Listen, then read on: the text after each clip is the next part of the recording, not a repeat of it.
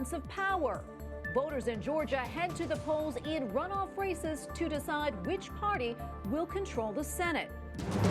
Certification process. A preview of tomorrow's Electoral College vote counting and why it may look different from anything in recent memory. Ceremony canceled. Why the Vatican will not hold an annual baptism in the Sistine Chapel this Sunday. And peace process. An update on the efforts to end bloodshed in South Sudan. On EWTN News Nightly for Tuesday, January 5th, 2021.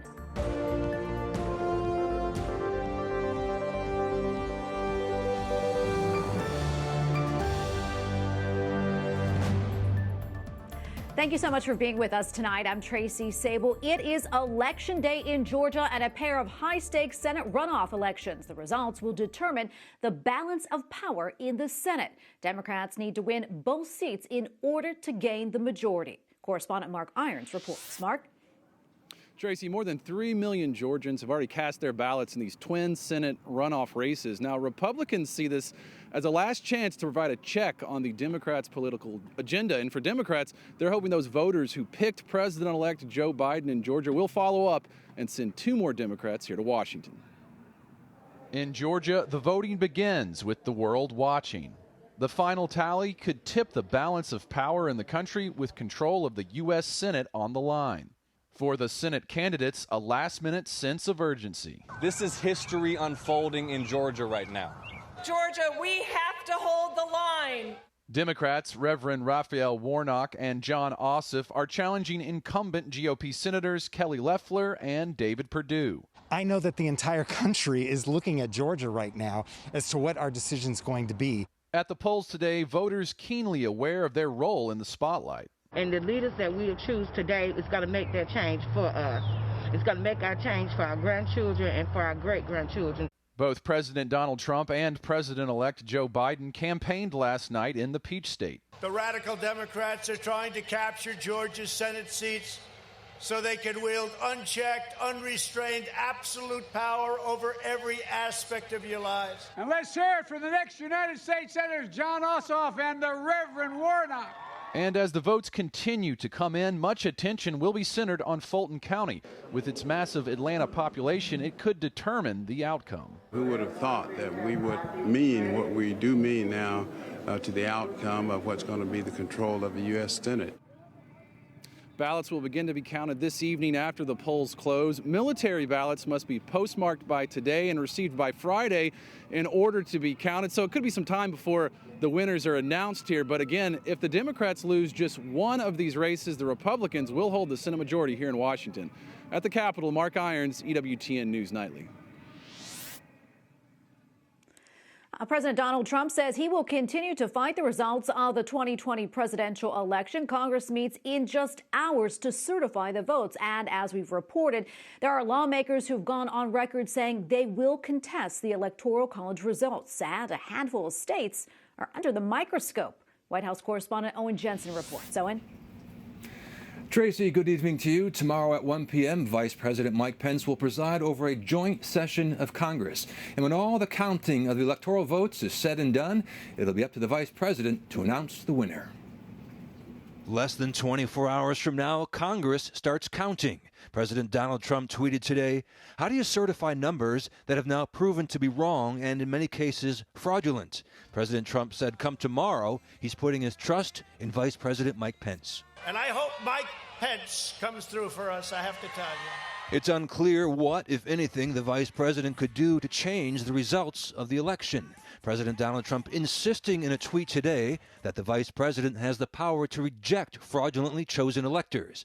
But Ave Maria University political professor Shauna Segru tells us it's not up to him to nullify the results. If he were to do that, it would put him in a conflict of interest because he's on the ballot. Tomorrow, Vice President Mike Pence will open the certificates of the electoral votes from each state. More than 100 House Republicans and a dozen Senate Republicans have said they will challenge the electoral votes. GOP Senator Josh Hawley is leading the charge. In their crosshairs, Georgia, Michigan, Wisconsin, Arizona, Nevada, and Pennsylvania. We won't be overruling anything. We'll be challenging the legitimacy of the electoral slates of several of the sovereign states, which is an absolute role that the founders gave the House of Representatives.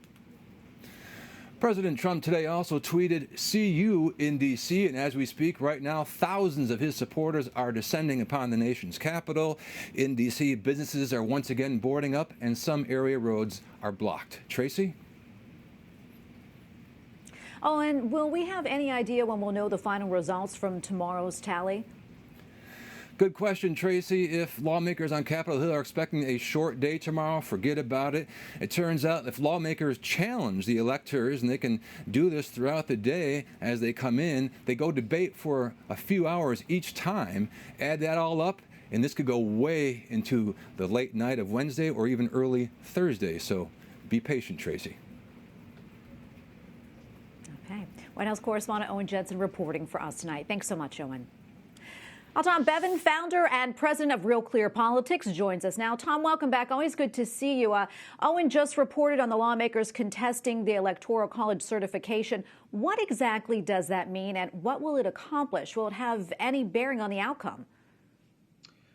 Well, I don't think it's going to have any bearing on the outcome, but what they will do, as Owen just reported, is these senators and House members, Republican House members, will object when a state comes up when they read the electoral tally, if it's Pennsylvania, Arizona, et cetera.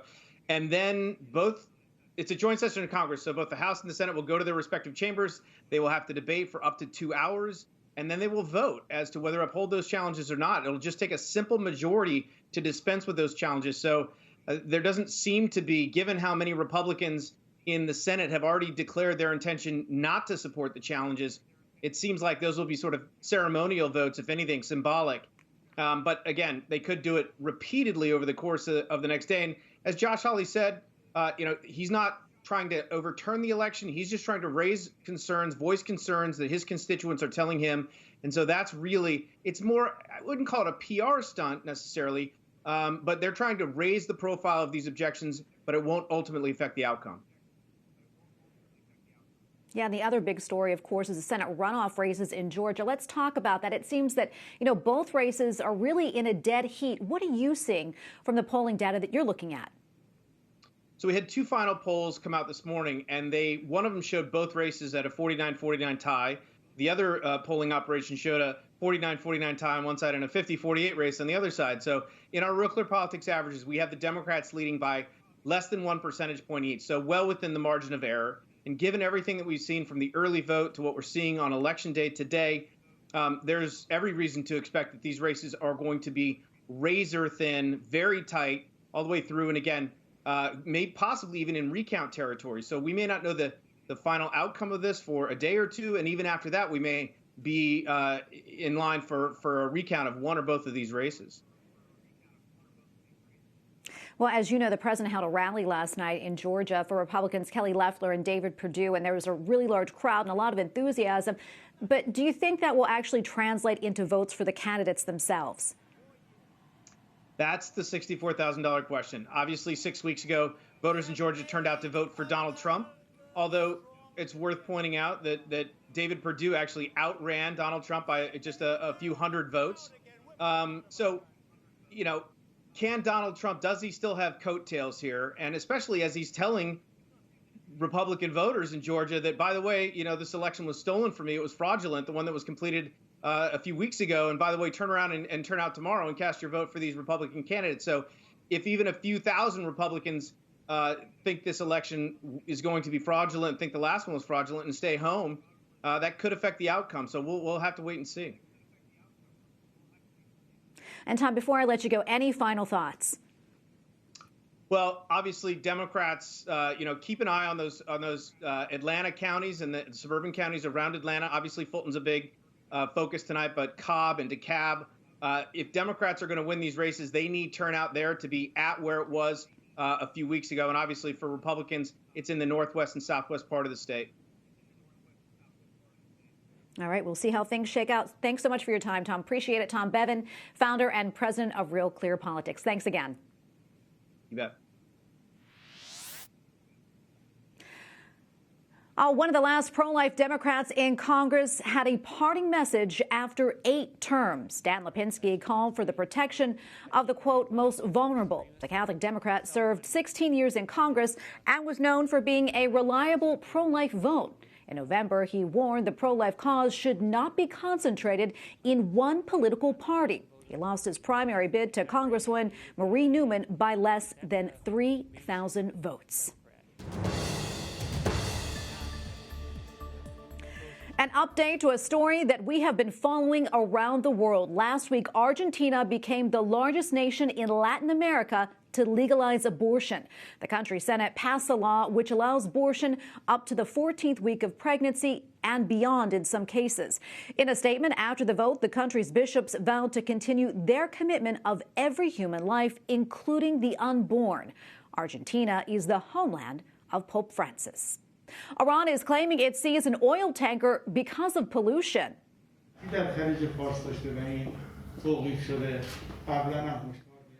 A government spokesman says the tanker was leaking oil into the Persian Gulf. A South Korean ship was seized yesterday, raising tensions over Iran's nuclear program. Iran is set to negotiate over billions in frozen assets in South Korean banks. The Catholic leader of Hong Kong is defending her decision to ban flights arriving from Britain. We do have a lot of returnees from the United Kingdom, accounting for about 1/3 of arrivals. Carrie Lam says the decision was very difficult because it also affects citizens of Hong Kong. Several countries banned travelers arriving from Britain last month after a new variant of the coronavirus was discovered in England. A 25-year-old Canadian man is charged with a hate crime after he interrupted a mass by exposing himself last month. It was part of a so-called prank video during a mass at Santa Maria Goretti Parish in Edmonton, Alberta. The man has also been banned from all diocesan property. The Vatican's doctrinal office is telling Catholics in the Netherlands not to promote any alleged apparitions associated with the Marian title of Lady of All Nations. A Dutch bishop says the title cannot be recognized. A secretary living in Amsterdam reported the sightings, which began in 1945 and lasted until 1959. Pope Francis will not celebrate the annual baptisms at the Vatican due to the pandemic. Usually, the Pope gives the sacrament of baptism to a handful of newborn babies in the Sistine Chapel on the feast of the baptism of our Lord. This year, it's celebrated on January 10th. Baptisms will continue to be celebrated in the local parishes. Coming up, a closer look at the certification process for the Electoral College tomorrow.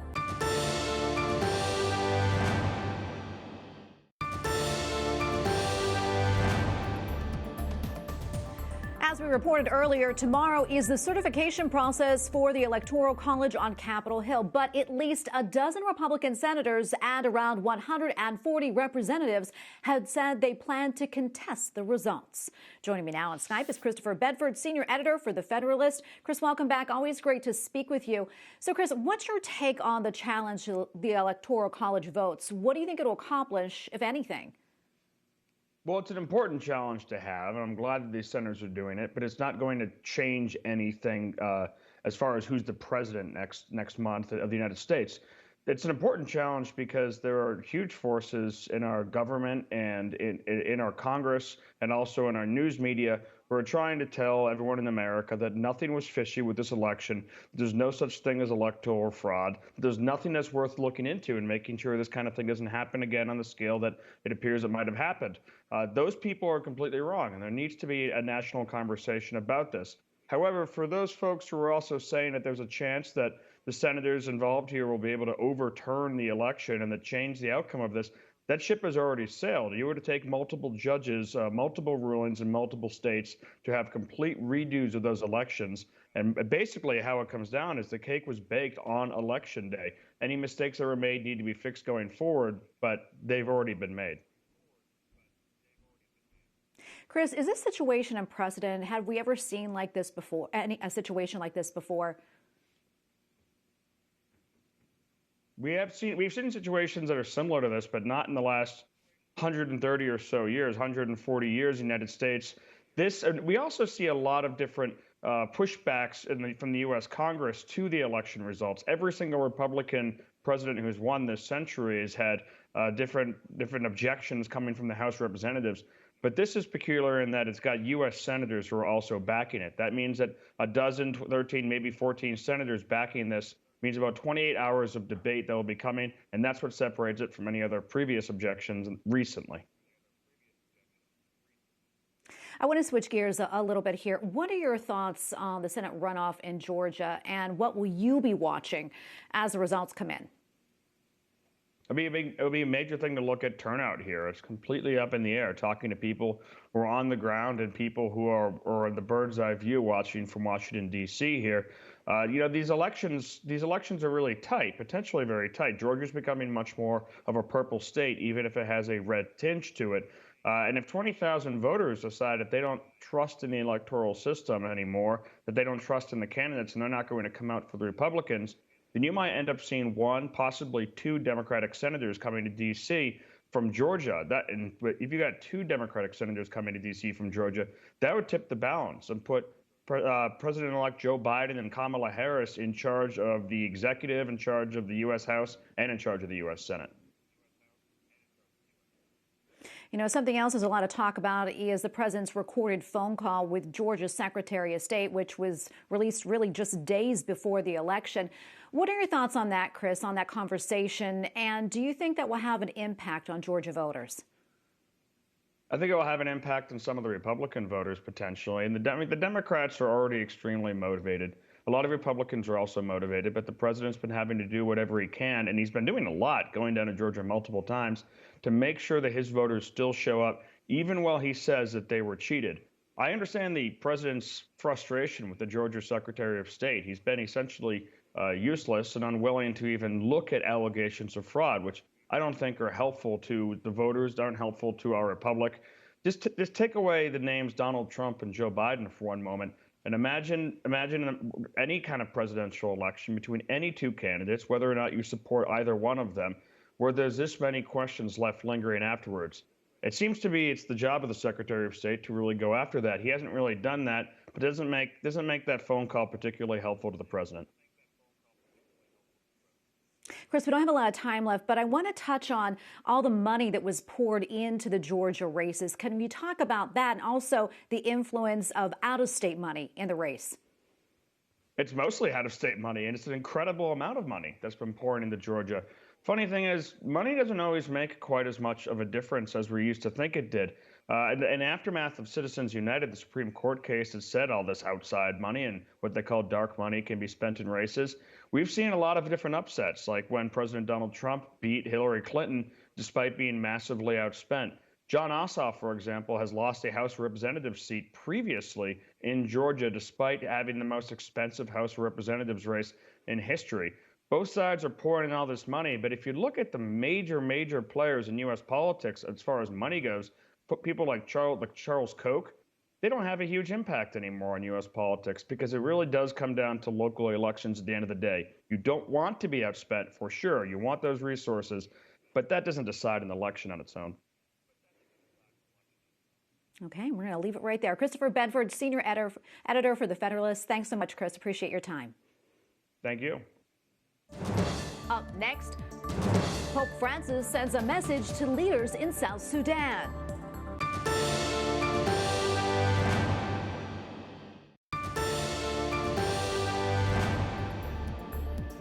The Croatian Bishops' Conference is donating over $1 million in emergency aid to victims of the country's December earthquake. The money will go to help the most in need in the Diocese of Sisak and the Archdiocese of Zagreb after a magnitude 6.4 earthquake struck eastern central Croatia on December 29.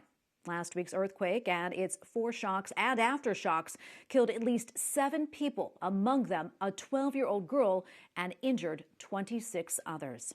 Pope Francis is urging leaders in South Sudan to renew the peace process in the new year. Together with Anglican Archbishop Justin Welby, the Holy Father asked politicians to follow and trust the peace agreement to end violence in the East Central African country, referring to the historic meeting in April 2019 with Pope Francis and the South Sudan leaders. He again expressed his desire to visit the country. Joining us now from Rome is Mauro Garofalo, International Relations Officer for the Community of Sant'Egidio. He recently got back from a visit to South Sudan 3 weeks ago. Mauro, welcome back. It's always so good to see you. Tell us about your meeting in South Sudan. Well, it was just about the time to go back to Juba and to have talks with the relevant actors there. Of course, starting from President Salva Kiir, but then also first Vice President Riek Machar and ministers of foreign affairs and also various ministers from the cabinet. It was very useful, and I think we had to tell them the results of our talks in Rome and also to discuss the perspective of the way ahead.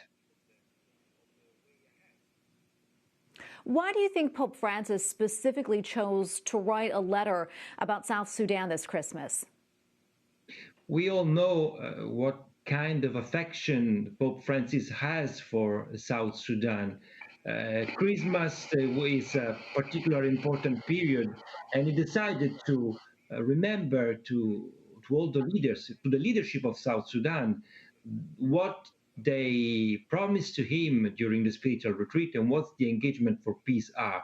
So it was to say, in my opinion, that the Pope did not forget his promise to visit the country, but is also waiting for good results. And I think that the dialogue in Rome and the initiative of Sant'Egidio is going in the same direction to achieve something. Mauro, while you continue to help with the peace process, what initiatives do you see developing in the new year for South Sudan? It seems to me that the things are going pretty well, especially on the side of our initiative. There is a new, let's say, the Toma and the non-signatories are now participating in the monitoring mechanism to avoid any violation, especially in Central and Western Equatoria. We see that the level of violence, especially in those two parts of the country, is lower. So we want to go on with this political discussion, but also military discussion to go on to stabilize the country a little bit more, because it's really necessary. I know the country is really struggling. I mean, on top of the pandemic, they're also struggling with some recent floods there. How can they receive more help if needed? Well, there is a general appeal for generosity toward South Sudan. Even in Sant'Egidio, we are sending things, especially goods and food, because the first emergency is now food. Because of the war, because of floods, as you said, but also because of COVID-19, because we do not have to forget that COVID-19 lowered all the process of humanitarian help. We see potentially a humanitarian disaster. So we need to double our efforts toward the country. Mauro Garofalo, International Relations Officer for the Community of Sant'Egidio, thank you so much for your time today, and thank you for what you do. Thank you for calling me. Goodbye. And we thank you for watching tonight. For the entire EWTN News Nightly team, I'm Tracy Sable. Good night and God bless.